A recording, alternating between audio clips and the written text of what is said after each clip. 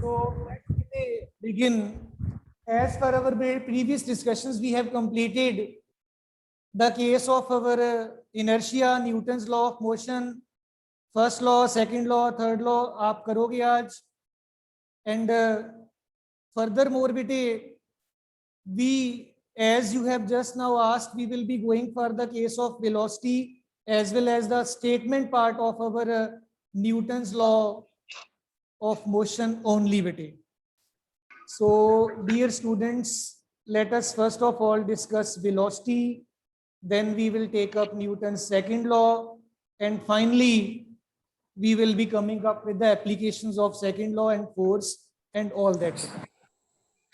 So, dear students, velocity, as you just were asking that what do we mean by the term velocity?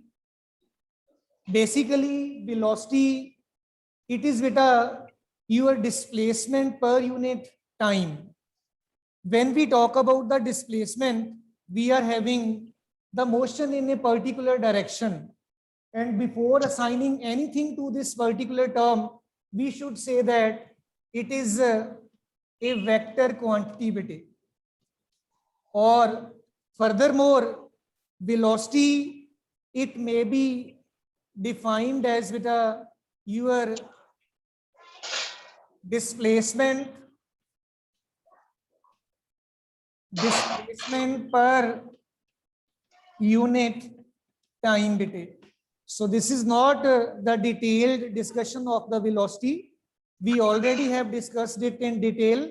I was just going through the point that what do we come up with this velocity in short beta.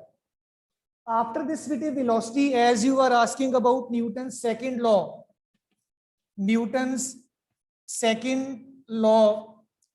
concludingly, second law, it states that the force acting on the particle or the object under consideration, this force it is direct measure of the rate of change of momentum of the object upon which we are applying the force.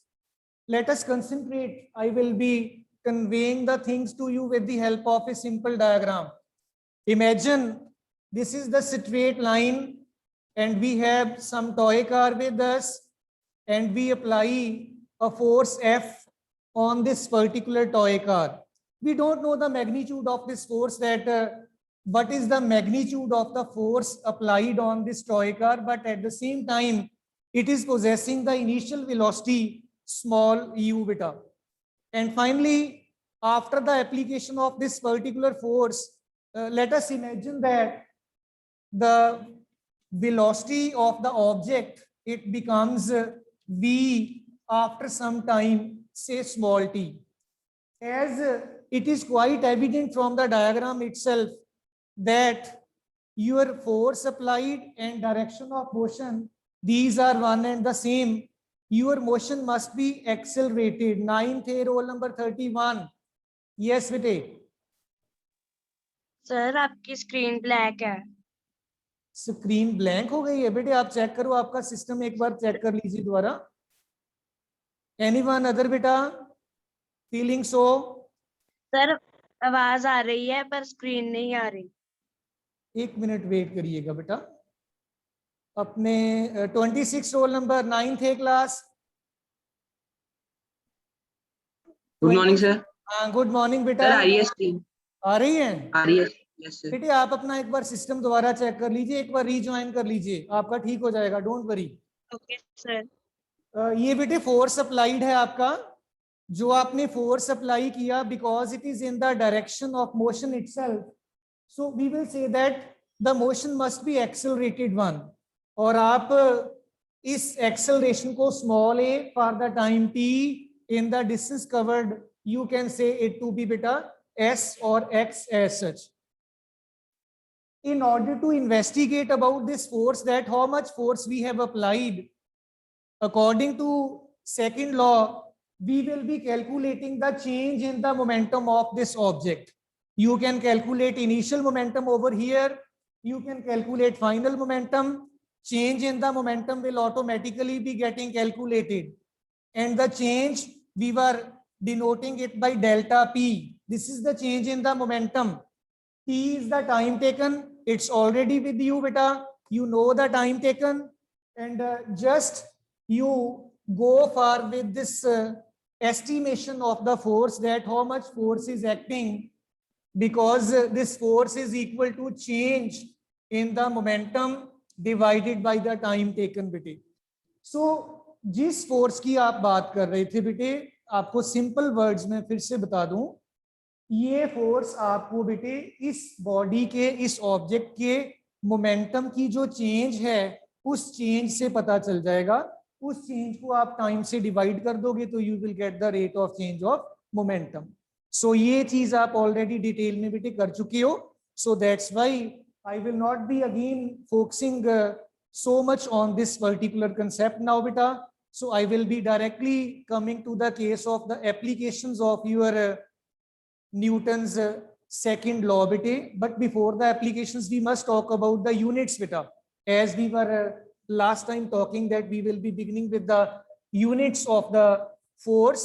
Let us, beta, start with the units, beta. Units of force, beta. Force, beta, on the basis of our systems of units, beta, we have already discussed 4 different systems of units, maybe your FPS system, MKS system, CGS system, SI system of units, but the most used system is beta SI system, and in this SI system we say that we have our Newton and dyne in CGS as the unit of force, beta. So Newton, this is the SI unit of force, and when we talk about CGS system, the unit of force, it is beta dyne.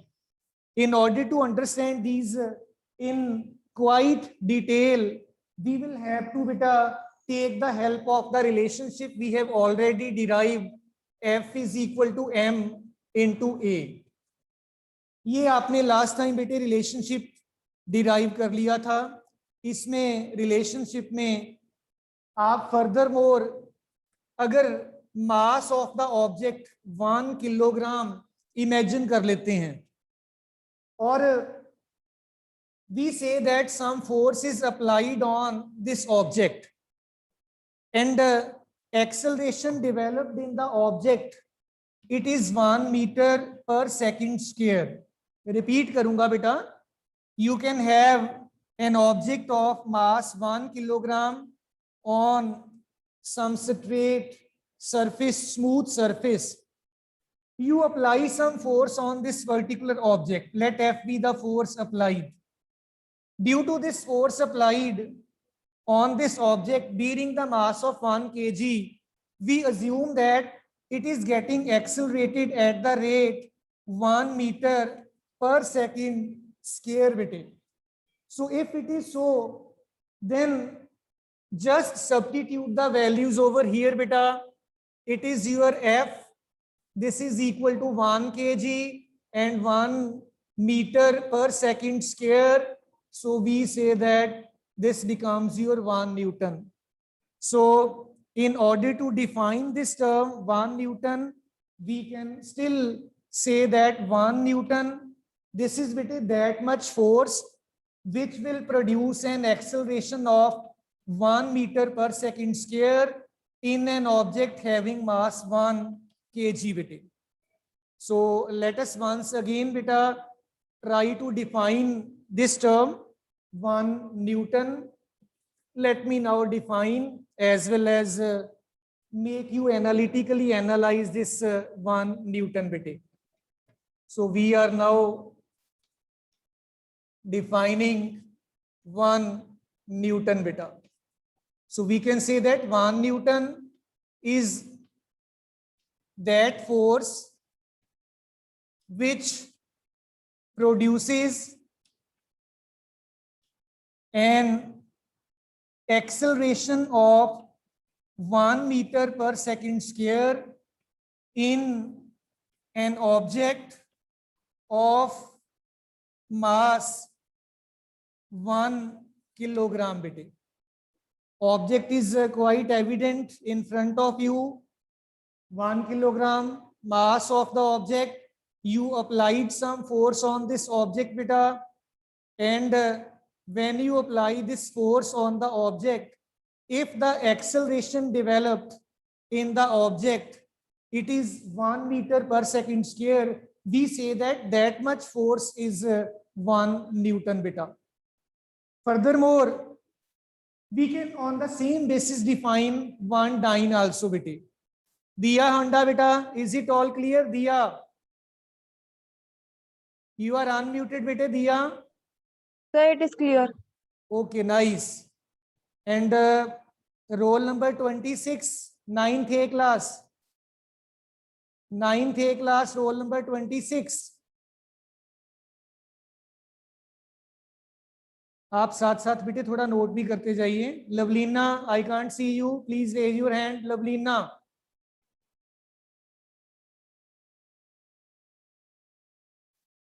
Lovlina बेटा, I am unable to see you.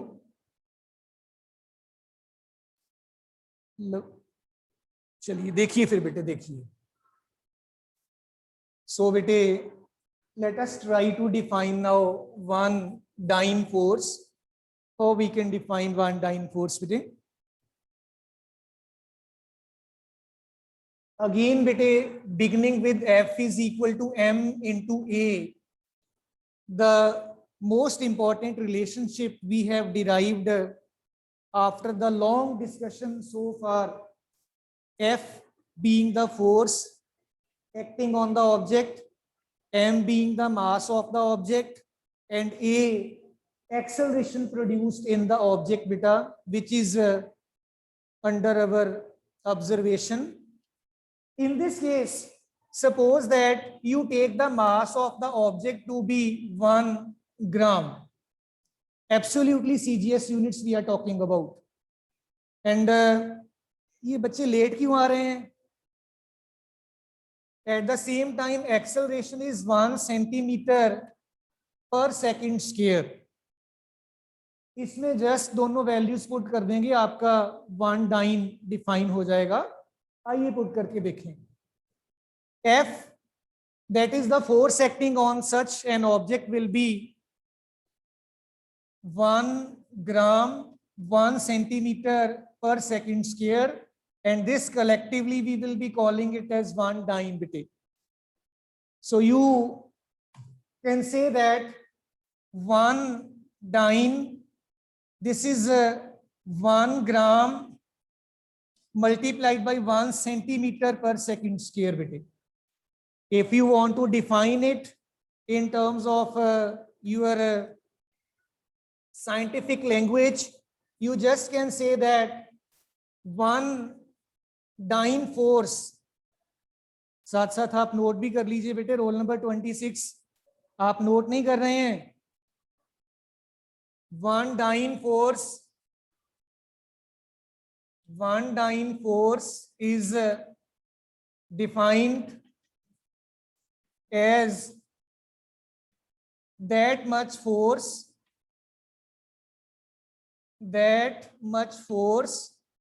which produces an acceleration of 1 centimeter per second square. This one bit किसमें produce करेगी? In an object of mass 1 gram. आपने ये सारी जो physical quantities हैं इनको बेटे सीजीएस सिस्टम में, अश्मित बेटा, आई कांट सी यू बेटे. अश्मित, एक बार अपना हैंड रेज करिए. अश्मित नागपाल,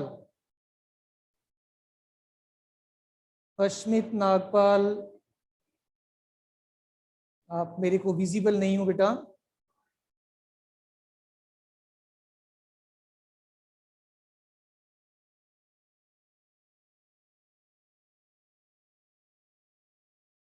सो बेटा वन डाइन फोर्स को हम डिफाइन कर रहे थे। ये दोनों फिजिकल क्वांटिटीज आपने सीजीएस सिस्टम में बेटे अज्यूम की है। सीजीएस सिस्टम आपका बेटे जो है ये मास को ग्राम्स में मेजर करता है एंड एक्सेलरेशन को बेटा सेंटीमीटर पर सेकंड स्क्वायर में ये मेजर कर देता है। And as a result of that roll number 5 9th A class, you are unmuted बेटे। रोल नंबर 5 बेटा। सर ये एक बार रिपीट कर दो, ये समझ नहीं आया। ये डाइन वाला बेटा। हाँ जी सर। ओके बेटे। और अपने अश्मित नागपाल बेटा। अश्मित नाइन की अपनी वैल्यू कितनी लिखी हुई है राइट साइड में सर? रिपीट करिएगा बेटे। सर राइट साइड में अपने वो 1 की वैल्यू कितनी लिखी हुई है? 1 gram multiply by. Okay 1 gram multiplied by 1 centimetre per second square बेटे। लवलीना पुत्र, लवलीना। सर ये वाला और पिछला फॉर्मूला एक्सप्लेन कर दो। I was having poor connection. कोई बात नहीं बेटे, मैं रिपीट कर देता हूँ। और रोल नंबर 11। यस बेटे। सर मुझे बता दो कि जो फोर्स है उसके सिंबल पे हमने वेक्टर क्यों लगाया हुआ है? फोर्स में वेक्टर क्यों लगाया है? Yes sir. फोर्स बेटे वेक्टर इसलिए है क्योंकि आपका जो एक्सेलरेशन है ना बेटा, it is the vector quantity. आप जब फोर्स को प्रोडक्ट ऑफ मास और एक्सेलरेशन की फॉर्म में लिख लेते हो ना, मास आपका बेटे जो है it is scalar quantity, it may be further more getting multiplied with the acceleration, but acceleration आपका वेक्टर क्वांटिटी है। तो जो प्रोडक्ट होने के बाद आपके पास रिजल्टेंट चीज बनेगी, इस रीजन की वजह से वो भी आपका वेक्टर है। सेकंड वे इसी चीज को सोचने का बेटे ये है, आप जब भी किसी ऑब्जेक्ट पे फोर्स अप्लाई करते हो, किसी भी ऑब्जेक्ट पे, तो आप अपनी फोर्स की एक पर्टिकुलर डायरेक्शन मेंटेन करते हो कि आप किस डायरेक्शन में फोर्स अप्लाई कर रहे हो। Because you are having one particular direction during the application of the force, that's why we say that it is a vector quantity बेटे। तो जब जब आप फोर्स अप्लाई करोगे, क्योंकि आप खुद अपनी फोर्स को एक डायरेक्शन असाइन कर रहे हैं और डायरेक्शन आपके फोर्स के साथ ऑलरेडी है, एग्जिस्ट कर रही, that is why it will be called as the vector quantity. Clear बेटे नाउ? Yes sir. बाकी बेटे ये एक बार वन डाइन का देखो, कुछ बच्चे बोल रहे थे कि वन डाइन का मे बी किसी वजह से उनको नहीं पता चल पाया। We say that this is our concluding relationship, F is equal to m into A. We assume the mass of the object to be 1 gram and we apply some force on this 1 gram object, and after the application of the force, the object is getting accelerated by 1 centimeter per second square in the direction of the applied force. So we will be saying that कि वो unknown force जो है अब आपका, that is equal to 1 dyne beta. And in terms of scientific language, you can say that 1 dyne, it is defined as that force which when applied on an object of mass 1 gram, it will produce an acceleration of 1 centimeter per second square in the object in the direction of the applied force beta. So dear children, may I expect कि सारे students को clear है? Yes बेटे, dear all. Okay nice बेटा। आइए बेटे फिर आगे थोड़ी इन दोनों न्यूटन और डाइन जो यूनिट्स हैं आपके, इनके बीच में एक रिलेशनशिप एग्जिस्ट करता है। Let us try to go up for that relationship also, that how the Lovlina कुछ कहना चाहती है बेटा। यू आर अनम्यूटेड बेटे लवलीना। सर पहले वाला फॉर्मूला जो न्यूटन वाला आपने लिखा था वो भी एक्सप्लेन कर दो। न्यूटन वाले में बेटे कुछ इंपॉर्टेंट आपके पास ये रिलेशनशिप था। इसमें आप बेटे दोनों फिजिकल क्वांटिटीज को एसआई सिस्टम में कंसिडर करोगे। मास आपका 1 किलोग्राम हो जाएगा, acceleration 1 metre per second square हो जाएगा। इन दोनों का जो प्रोडक्ट है that we will be calling as 1 newton. तो अगर आप इनको सीजीएस में कंसीडर कर लोगे, इनका प्रोडक्ट आपका 1 डाइन आ जाएगा बेटा। Lavlina, is it clear now beta? Lavlina beta, Lavlina. Sir CGS का क्या मीनिंग है? CGS बेटे सेंटीमीटर ग्राम सेकंड, SI का मतलब होता है international system of units, right बेटे? Okay sir, thank you sir. Jasleen 9th A class बेटा. यस बेटे जसलीन, यू आर अनम्यूटेड बेटा. सर मास और वेट में क्या डिफरेंस होता है? Very nice question, very nice question बेटा. मास और वेट में मैंने आपको डिटेल में डिफरेंसेस करवाने हैं, अभी थोड़ा सा वेट कर लीजिए, थोड़ा मैं ये काम करवा लूं फिर आपको करवाऊंगा डिटेल में, डोंट वरी. मास जो है ये आपका जो आपको यहाँ पे काम आने वाली चीज है वो याद रख लीजिए. Your mass is scalar quantity, weight आप लूजली स्पीकिंग फोर्स को ही कह देते हैं, बट ये अर्थ के सेंटर की तरफ डायरेक्टेड होती है. When we talk about the weight of an object, it is always directed towards the centre of the earth बेटा. सो इस चीज का ध्यान रखना है, वेट फोर्स को ही बोला जाता है, but it is towards the centre of the earth. I will be explaining you, but थोड़ा पहले ये बेटे इनको रिलेट कर लें, राइट बेटे? सो आइए बेटे आगे चलें. अब relationship between newton and dyne बेटे. न्यूटन और डाइन कैसे रिलेटेड हैं? न्यूटन आपका SI सिस्टम में यूनिट है, रोल नंबर 26 बेटे. 26 रोल नंबर. बेटे आप साथ साथ काम कर रहे हो कि आप खाना खा रहे हो? यस, खाना बाद में खा लेना, पहले काम कर लो, शॉर्ट पीरियड है, इसमें क्या फायदा, फिर आपका निकल जाएगा ऐसे ही. 1 न्यूटन जो है, इट इज बेटे as per our statement part और definition the product of 1 kilogram 1 metre per second square. You all know that 1 kilogram it is equal to 1000 ग्राम. आप CGS और SI को जब रिलेट करते हो आपको ये रिलेशनशिप ऑलरेडी नोन है, कन्वर्शन फैक्टर्स आप जानते हो. And 1 metre per second square, 1 metre में it is well known to you again that there are 100 centimeters, so it will be 100 centimetre per second square बेटे. आपको सिंपली ये 1 kilogram and 1 metre per second square की जो numerical values हैं इनको बेटे substitute कर देना है, आपको ये दोनों चीजें रिलेट होके मिल जाएंगी. आइए करके देखें बेटा. 1 newton, this is in place of 1 kilogram I will be writing 1000 gram, और 1 metre I will be writing 100 centimetre per second square. Most scientific way होता है चीजों को लिखने का 10 की पावर्स में. इट विल बी 10⁻³ ग्राम, इसको आप ऐसे लिख सकते हो 10⁻² centimetre per second square. It can be written in that way. जब जब आपकी न्यूमेरिकल वैल्यूज मल्टीप्लाई हो जाया करती हैं 10 की पावर्स की टर्म्स में, then powers are added up. ये आपने मैथमेटिक्स में बड़ी डिटेल में कर रखा है. जब भी आप 10 की पावर्स को मल्टीप्लाई करोगे in terms of multiplication, powers are always added up. आप ये वाली पावर्स को इनको कलेक्टिवली ऐड कर दीजिए, आपके पास 10⁻³ + 2 gram centimetre per second square you will be getting. And अभी भी देखो लेट आ रहे हैं बच्चे, this is not fair. It is 10⁵ gram centimetre per second square, and this you have already said to be equal to 1 dyne. So you say that 1 Newton 10⁵ dynes.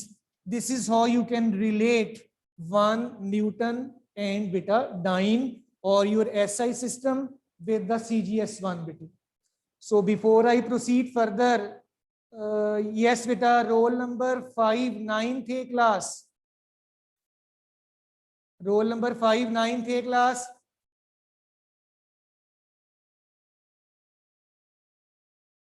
Roll number 1 9 थे class बेटे, clear? Okay good. Any child having any doubt? Very nice, very nice. इसी spirit के साथ काम करना है सारे बच्चों ने. और अश्मित नागपाल, ओके बेटा. सो आइए बेटे आगे चलते हैं. इसके बाद हमारे पास next we have applications of Newton second law of motion. Let's concentrate upon that. Newton's second law को आप कहाँ कहाँ कैसे कैसे अप्लाई कर पाएंगे, और अप्लाई करने पे आपको किस तरीके से ये पर्टिकुलर बेटे जो आपके एरियाज हैं. लेट अस हैव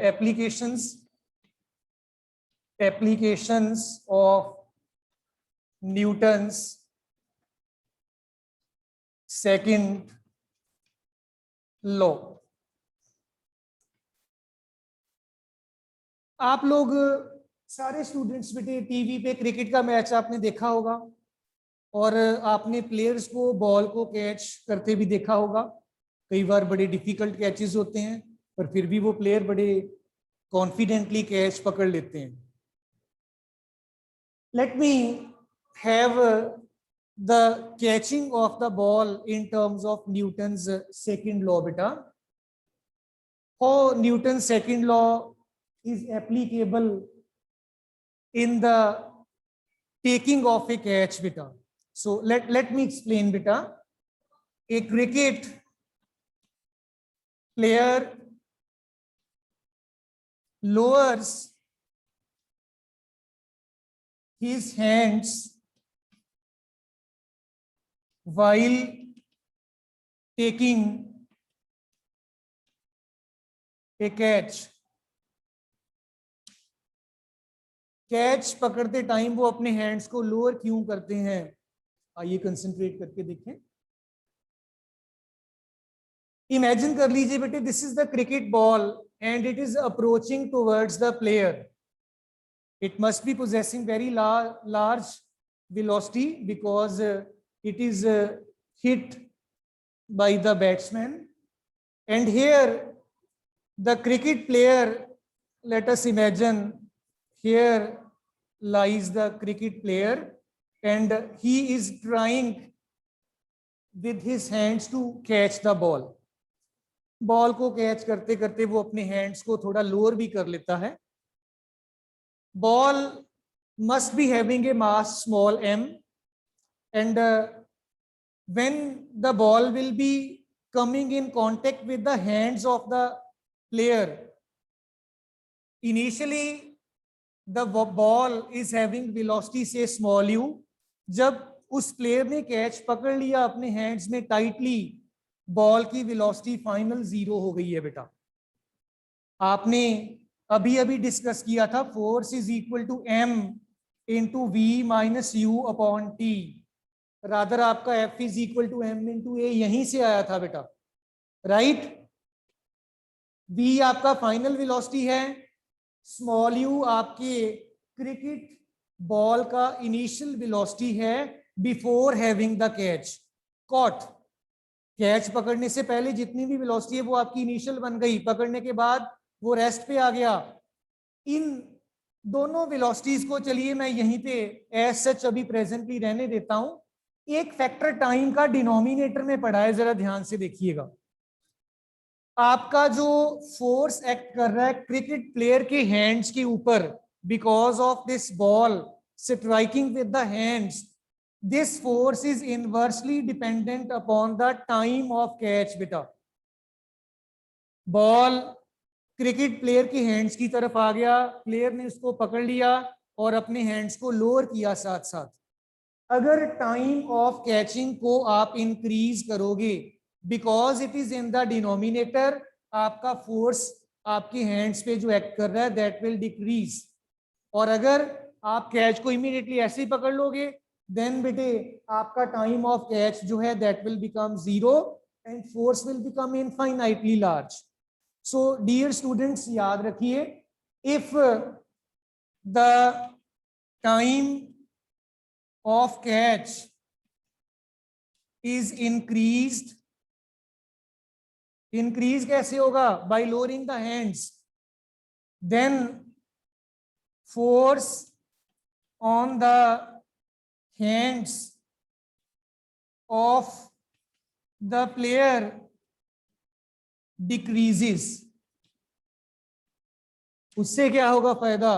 जो प्लेयर है उसके हैंड्स के साथ बेटे किसी भी तरीके की जो इंजरी है उसको फेस नहीं करनी पड़ेगी. रिपीट करूंगा सारे का सारा कंसेप्ट एक बार फिर से. जब क्रिकेट प्लेयर बेटे कैच लेते हैं, पकड़ते हैं, वो अपने हैंड्स को थोड़ा लोअर कर लेते हैं. हैंड्स को लोअर करने का मतलब है वो अपना टाइम ऑफ कैच जो टी है इसको इंक्रीज कर रहे हैं. अगर time of catch t increase करेगा तो फोर्स इसके ऊपर इनवर्सली डिपेंडेंट है. फोर्स डिक्रीज करेगा. कौन सा फोर्स है ये? It is the force with which the ball is hitting the hands of the player. और उससे क्या होगा? प्लेयर की हैंड्स पे इंजरीज नहीं होंगी. और आप लोगों ने ये नोटिस भी किया होगा, जो भी पर्टिकुलर बैट्समैन बैटिंग कर रहा है, जो उसके बिल्कुल आसपास बिल्कुल नजदीक के एरिया में प्लेयर्स खड़े होते हैं, मुझे उन पोजीशंस का वैसे पता नहीं है, उनको कैच इमीडिएटली पकड़ना पड़ता है और उनके हैंड्स ऑफनली इंजर्ड रहते हैं बिकॉज उनको कैच को पकड़ने के लिए बहुत कम टाइम मिलता है. सो अगर टाइम कम होगा तो force acting on the hands of the player will be very large. और ऐसे केसेस में बेटे प्लेयर्स को काफी ज्यादा इंजरीज फेस करनी पड़ जाती हैं. So some student is raising hand बेटा. Roll number 11. एक मिनट बेटे, एक मिनट पुत्र. रोल नंबर, हाँ जी 11 रोल नंबर बेटे. यू आर अनम्यूटेड बेटा. सर आपने mass into we minus q को 1 क्यों लिख दिया? दोबारा बोलिए बेटे एक बार फिर से. आपने mass into we minus q को 1 क्यों लिख दिया जो रिलेशनशिप में? m into we minus you upon t है. मैंने इन फैक्टर्स को नहीं कुछ भी कहा, मैंने सिर्फ आपको ये समझाने की कोशिश की है कि फोर्स टाइम पर इनवर्सली डिपेंडेंट है. ये चीजें तो बेटे है ही हैं, ये गई नहीं है कहीं भी, ये हैं प्रेजेंट. राइट बेटे? Okay sir, Jasleen. Thank you. Sir आप जब क्रिकेटर बॉल को पकड़ेगा तो उस क्रिकेटर भी बॉल पे फोर्स लगाएगा, तो इसको हम एग्जाम्पल को रिएक्शन और एक्शन वाले केस में लिख सकते हैं कि नहीं नहीं, दोनों उसमें force आपने apply बेटे, कर अरे रहे हैं। गुड़िया, उसमें इसको क्यों लिखना आपने? उसमें आपको और बहुत सी एग्जांपल्स करवाएंगे, डोंट वरी बेटा, उसमें नहीं इसको लिखना आपने. राइट? हाँ जी जसलीन. चलिए बेटे, अब आपका टाइम हो रहा है, मेरा भी नेक्स्ट क्लास का टाइम हो रहा है. So best wishes from my side to you all.